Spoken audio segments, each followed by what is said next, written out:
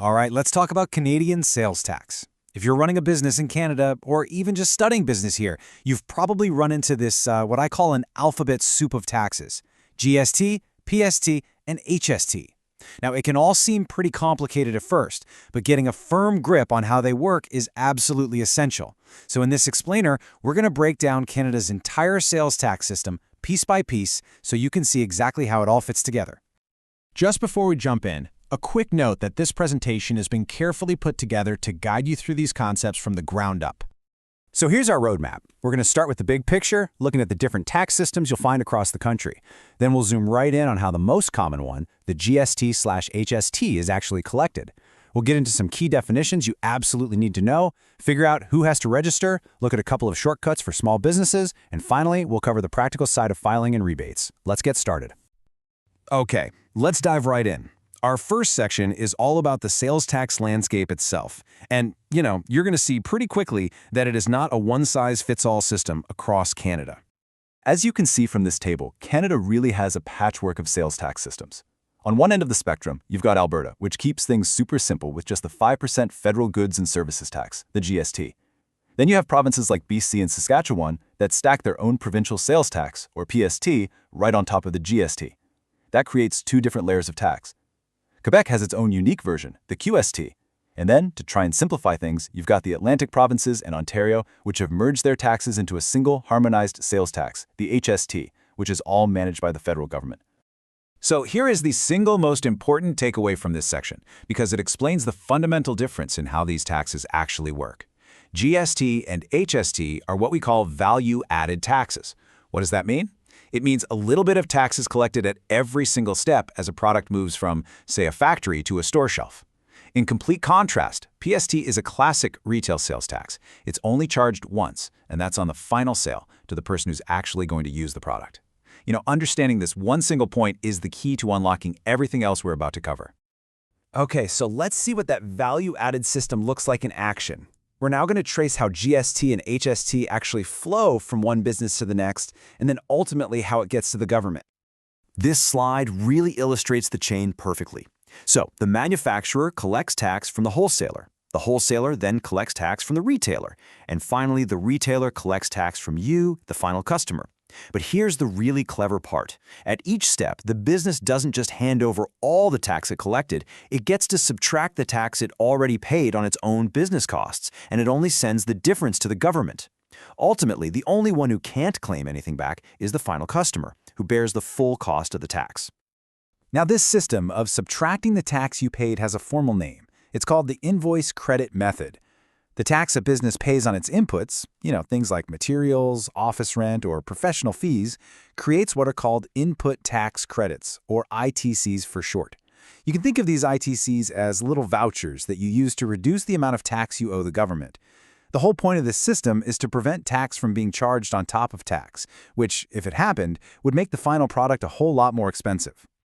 Now, let's put some numbers to this, because what's really interesting is how the math works out so perfectly. Let's walk through it. The manufacturer right at the start sells for $10,000, collects $500 in GST, and sends that full $500 to the government. Simple enough. Next, the wholesaler buys those goods, paying that $500 in tax, which becomes their ITC. They then turn around and sell the goods for $25,000, collecting $1,250 in GST. But, and this is key, they don't send all of that to the government. They subtract their $500 credit and they only remit the difference, $750. The retailer does the exact same thing. They collect $2,500 but claim a credit for the $1,250 they paid, so they remit the balance of $1,250. Now look at the total remitted, $500 plus $750 plus $1,250, it equals $2,500, which is exactly the 5% tax on the final $50,000 sale to the customer. The system is designed to be self-policing and work perfectly. So we've been talking a lot about these input tax credits. But can every business actually claim them? Well, not necessarily. It all depends on the type of goods or services, or in tax language, supplies, that a business sells. This brings us to a really crucial set of classifications. In the world of GST/HST, basically everything a business sells falls into one of two main buckets. First, you have taxable supplies. This is where you charge your customer GST/HST, and in return, you get to claim full ITCs on your business expenses. Second, you have exempt supplies. Think of things like long-term residential rent or most financial services. On these, you don't charge the customer any GST/HST. But here's the catch. You also cannot claim any ITCs. That tax you paid just becomes a cost of doing business, which, let's be honest, often gets passed on to consumers through higher prices anyway. Okay, now things get even more interesting, because that taxable category is actually split in two. You have your standard, fully taxable supplies, like a restaurant meal or legal fees, where the normal rate applies. But then you have something called zero-rated supplies. The tax rate on things like basic groceries and prescription drugs is literally 0%. So you might be wondering, why are they even called taxable then? Well, because crucially, a business selling zero-rated goods can still claim full ITCs on its expenses. This is a massive advantage compared to making exempt supplies, and it is a critical distinction to remember. All right, this all leads to a very practical question for any entrepreneur, which is, at what point do I actually have to start collecting and remitting all this tax? So let's get into the registration rules. So who exactly is required to register for, collect, and send in GST/HST? Is it every single person who sells something, even at a garage sale? The answer, thankfully, is no. This is the magic number you need to remember. $30,000. It's known as the small supplier threshold. If your worldwide revenue from taxable supplies is $30,000 or less over a one-year period, you generally are not required to register for GST/HST. This really helps very small businesses and side hustles operate without that big administrative burden, but you can choose to register voluntarily. Now, why would you do that? Because registering lets you claim those ITCs on your business expenses, which could even result in a refund from the government. The flip side, of course, is that you now have to start charging GST/HST to your customers. But figuring out if you've actually crossed that $30,000 line isn't as simple as just checking your books on December 31st. The Canada Revenue Agency uses a rolling system with two very specific tests to determine if and when you need to register. Let's analyze this first test with an example. So a company starts up in Q3 of 2024. In its first couple of quarters, revenue is a modest $18,000 total. But in the first quarter of 2025, business really takes off, and they earn $20,000. At that moment, their total revenue over the last 3 quarters hits $38,000, which is over the $30,000 limit. Now, the timing here is absolutely critical. The rule says the business stops being a small supplier at the end of the month following the quarter in which they cross the threshold. So the quarter ends March 31st, the following month ends April 30th. This means the business must start collecting GST/HST on the very first sale it makes on or after May 1st. As you can probably imagine, tracking every single dollar of GST/HST paid on every single business expense can be a huge headache for a small business owner. Recognizing this, the government created a couple of accounting shortcuts to help ease that compliance burden.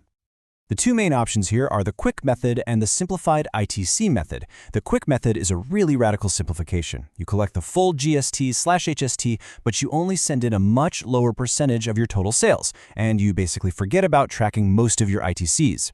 The simplified ITC method still requires you to track your collections normally, but it gives you a simple formula to calculate your ITCs without having to add up every single receipt.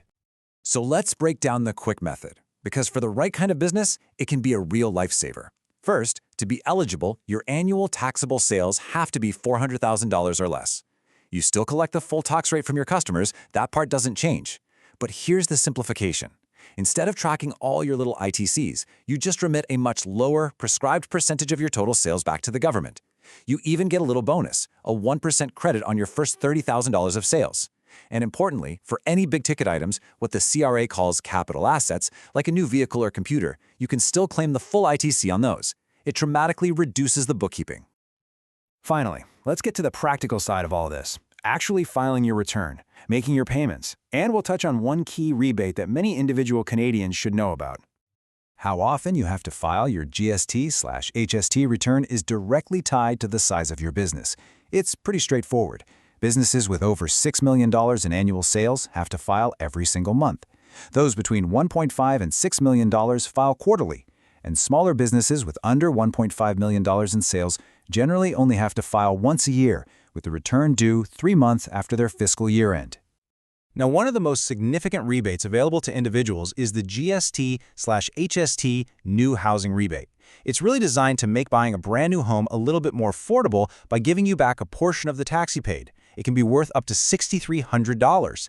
But you have to be aware that this rebate starts to get clawed back for homes costing over $350,000, and it's completely gone for any home priced above $450,000. And that brings us to our final thought. We've journeyed through a pretty complex system of collection, credits, thresholds, and simplifications. So the question I want to leave you with is this.